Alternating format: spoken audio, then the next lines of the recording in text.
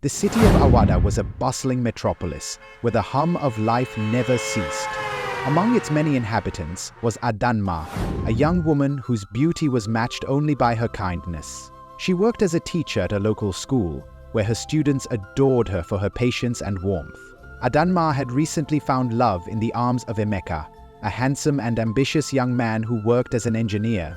Their love story was the talk of the town, a tale of two souls who seemed destined to be together. However, not everyone was happy for Adanma. Her ex-boyfriend Ebuka lurked in the shadows, his heart filled with bitterness. He had lost Adanma due to his infidelity, and now he could not bear to see her happy with someone else. Unbeknownst to Adanma, Ebuka's jealousy was festering into something far more dangerous. Adanma and Emeka's relationship was a whirlwind of joy and passion. They spent their weekends exploring the city, sharing dreams and planning a future together. Emeka was everything Adanma had ever wanted, kind, loyal, and devoted. He often spoke of his desire to build a life with her, and Adanma could not help but feel that she had found her soulmate.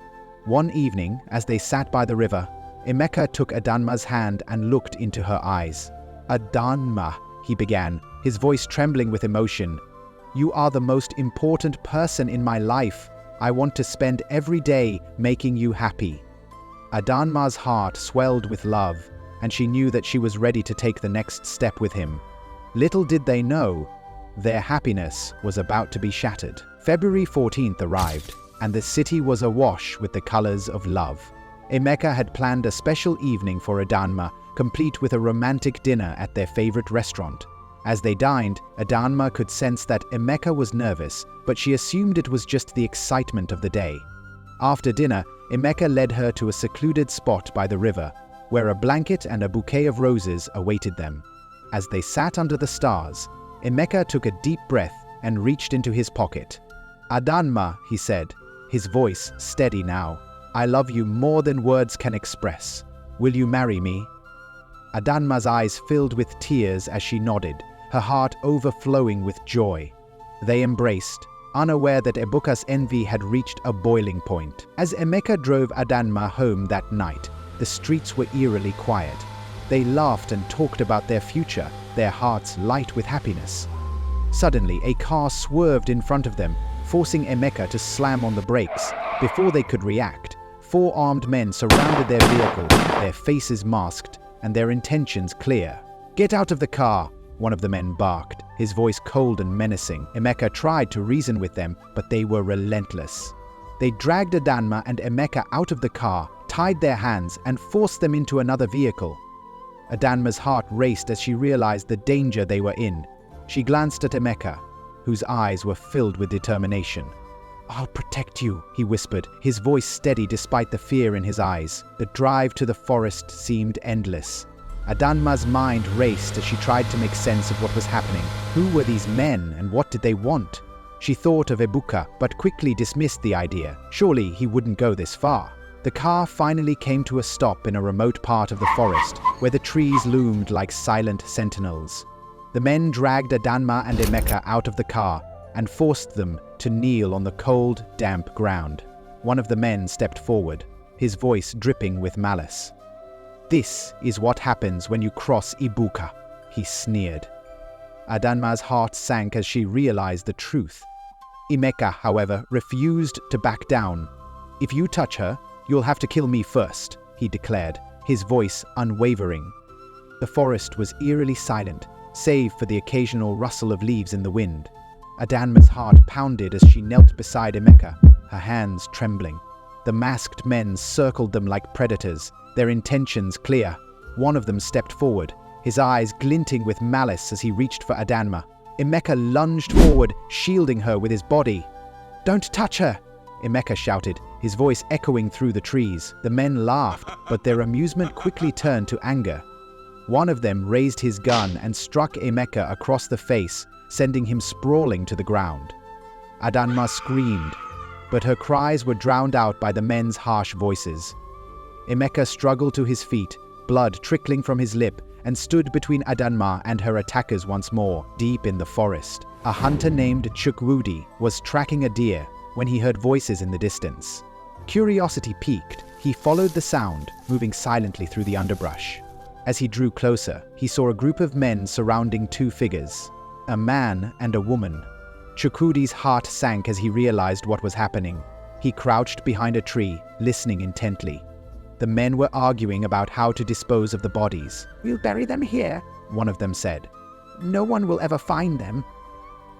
Chukwudi's blood ran cold. He knew he had to act quickly. Pulling out his phone, he dialed the emergency number and whispered the details of the situation to the operator. The police promised to send help, but Chukwudi knew time was running out. Back at the clearing, Emeka was growing weaker from the blows he had endured. Adanma clung to him, her tears soaking his shirt. The men were growing impatient, and one of them finally raised his gun, aiming it at Emeka. "Enough of this," he snarled. "Say goodbye to your hero." Before he could pull the trigger, a loud crack echoed through the forest. The man dropped to the ground, clutching his leg. Chaos erupted as the police arrived, their flashlights cutting through the darkness. The remaining gunmen scrambled for cover, but the officers were relentless. Adanma and Emeka huddled together, praying for salvation. The sound of gunfire faded, leaving an eerie silence in its wake. Adanma opened her eyes to see the police officers tending to Emeka, who was barely conscious. One of the gunmen lay dead, while another was being handcuffed. The remaining two had fled into the forest, but the police were already organizing a search party. Adanma's mind was a blur as she tried to process what had just happened. She knelt beside Emeka, clutching his hand. "Stay with me," she pleaded, her voice breaking. Emeka managed a weak smile, but his eyes were filled with pain. "I love you," he whispered, his voice barely audible. Those were the last words he spoke before his eyes closed. The police rushed Emeka to the hospital, but it was too late. He had lost too much blood, and his injuries were too severe. Adanma sat in the waiting room, her hands stained with his blood, as the doctors delivered the devastating news. Emeka was gone. Adanma's world crumbled around her. She couldn't believe that the man she loved, the man who had just proposed to her, was no longer alive. The police tried to comfort her, but their words offered little solace. All Adanma could think about was the life they had planned together, a life that had been stolen from them. The police wasted no time in launching an investigation.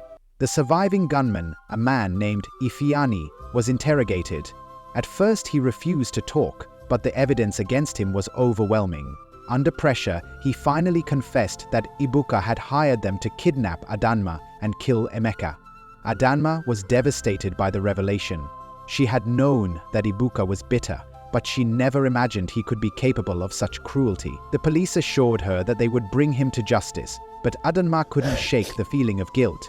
If only she had been more careful, if only she had seen the signs, maybe Emeka would still be alive. Ibuka was arrested the following day at his apartment. He tried to deny his involvement, but the evidence was undeniable. His phone records showed multiple calls to Ifeanyi, and his bank account revealed a large withdrawal that matched the amount Ifeanyi claimed he had been paid. Adanma watched from a distance as Ibuka was led away in handcuffs. She felt no satisfaction, only a deep sense of loss. Emeka was gone, and no amount of justice could bring him back. As Ibuka was driven away, Adanma vowed to honor Emeka's memory by living a life full of love and kindness, just as he would have wanted. Emeka's funeral was a somber affair. Friends and family gathered to pay their respects, their faces etched with grief. Adanma stood by the casket, her heart heavy with sorrow. She placed a single rose on top, her tears falling onto the petals. As the casket was lowered into the ground, Adanma whispered a final goodbye. "I'll never forget you," she said, her voice trembling. "You'll always be in my heart." The crowd dispersed, leaving Adanma alone with her thoughts. She knew that life would never be the same, but she also knew that she had to find a way to move forward. In the weeks that followed, Adanma struggled to adjust to life without Emeka. She threw herself into her work, hoping to distract herself from the pain. Her students noticed the change in her, but they were too young to understand the depth of her grief. One day, as Adanma was leaving school, she ran into Victor, a childhood friend she hadn't seen in years. Victor had always been kind and supportive, and Adanma found comfort in his presence. They began spending more time together, and slowly, Adanma started to heal. She knew that Emeka would want her to be happy, and she was determined to honor his memory by living a full and meaningful life. Adanma's days became a blend of teaching, quiet evenings, and occasional visits from Victor. He was a constant presence, offering her comfort without pushing her to move on too quickly. They often sat together in silence, sharing cups of tea or walking through the city park. Victor's patience and understanding were a balm to Adanma's wounded heart. One evening, as they sat on a bench overlooking the river, Victor broke the silence. "Adanma, I know you've been through so much, and I don't want to rush you, but I want you to know that I'm here for you, no matter what." Adanma looked at him, her eyes filled with gratitude. "Thank you, Victor," she said softly. "I don't know what I'd do without you." The trial of Ebuka and Ifini was a highly publicized event in Awada. Adanma attended every hearing, her heart heavy with the weight of the past. The evidence against Ebuka was overwhelming, and his defense team struggled to counter the damning testimony of Ifini and the forensic evidence. During the trial, Adanma was called to the stand. She recounted the events of that fateful Valentine's Day, her voice trembling as she described the loss of Emeka. The courtroom was silent as she spoke, and even the judge seemed moved by her testimony. When she stepped down, she felt a small sense of closure, knowing that she had done her part to seek justice for Emeka. After weeks of deliberation, the judge delivered the verdict. Ebuka and Ifeniyi were found guilty of kidnapping, conspiracy to commit murder, and other charges. Ebuka was sentenced to life imprisonment without the possibility of parole, while Ifeniyi received a slightly reduced sentence for his cooperation with the investigation. As the verdict was read, Adanma felt a mix of emotions. While she was relieved that justice had been served, she knew that no punishment could bring Emeka back. She left the courtroom with Victor by her side, her heart heavy but resolute. She had survived the worst, and now it was time to rebuild her life. With the trial behind her, Adanma began to focus on the future. She returned to her teaching job with renewed energy, determined to make a difference in the lives of her students. Victor continued to be a source of support, and their friendship deepened with each passing day. One evening, as they sat on Adanma's porch watching the sunset, Victor turned to her. "Adanma, I know you've been through so much, and I don't want to pressure you, but I want you to know that I care about you deeply. Whenever you're ready, I'd like to be more than just a friend." Adanma smiled, her heart warming at his words. "Victor, you've been my rock through all of this. I think I'm ready to take that step with you." Adanma and Victor's relationship blossomed, slowly but surely. They took things one day at a time, savoring each moment together. Victor's patience and kindness helped Adanma heal, and she found herself falling in love with him in a way she hadn't thought possible. One evening, as they strolled through the city park, Victor stopped and turned to Adanma. "Adanma, I know we've been taking things slow, but I want you to know that I see a future with you.